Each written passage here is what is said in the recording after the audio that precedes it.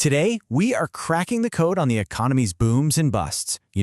While your wallet feels totally flush one year and completely empty the next. I mean, you felt this, right? One minute, everything's booming, jobs are everywhere. The next, all the headlines are screaming about a recession. It feels chaotic, unpredictable, and yeah, frankly, it can be a little nerve-wracking.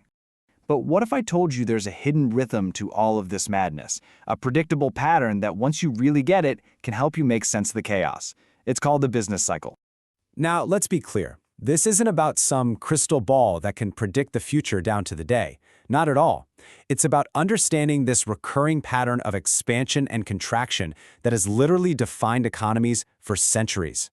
So what are we actually talking about here? Well, the business cycle is just the natural ebb and flow of the economy. I like to think of it like waves in the ocean. The tide, that's the long-term growth from new ideas and technology, is always coming in. But along the way, you get these individual waves of activity, the booms and busts that rise and fall.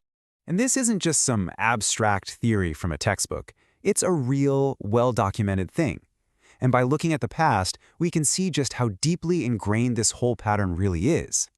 I mean, get this. In the United States alone, the National Bureau of Economic Research has officially tracked 34 full cycles since way back in the mid-1800s. That is a ton of data, and it tells a really fascinating story. But here's the part that might surprise you, and it's actually good news. On average, the good times, the expansions, they last about 42 months. The bad times, the contractions or recessions, they're much shorter, averaging just 17 months. So despite all the scary headlines, this shows that the economy's default setting is growth. The recessions are really just temporary bumps in a long road that's always heading up. Okay, so let's get into the nitty-gritty, because this is where it gets really useful. We can break down this whole cycle into 5 distinct phases, and each one has its own telltale signs for the economy and for the markets. First up, we've got the initial recovery.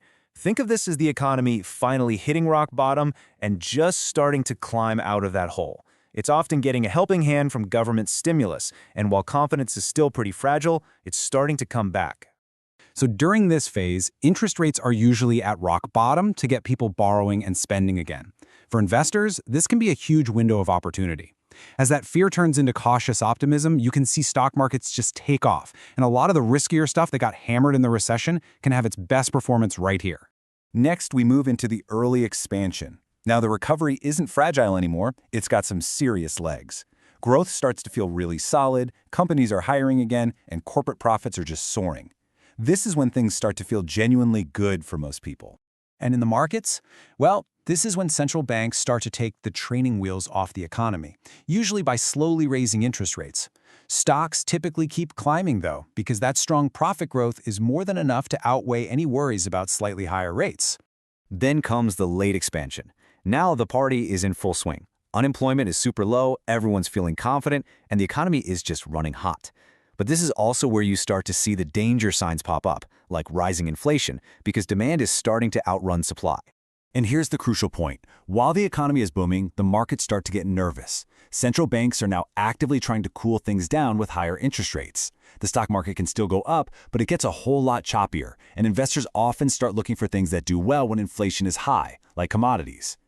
And that leads us right into the slowdown phase. The central bank's medicine, those higher interest rates, it's starting to work. Growth slows down, business confidence starts to wobble a bit, the boom is clearly over. And this is a perfect illustration of how markets are always looking to the future. Bond investors start to bet on a weaker economy, and you might even see the yield curve invert. That's that famous recession signal where short-term bonds start paying more than long-term ones.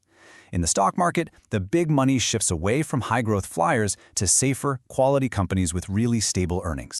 Finally, we hit the contraction. This is it, the official recession. Economic activity is actually shrinking. Companies are cutting back on production, they're canceling investments, and unfortunately, unemployment starts to tick up again. Now, during a recession, the central bank flips the switch and starts slashing interest rates to get things going again.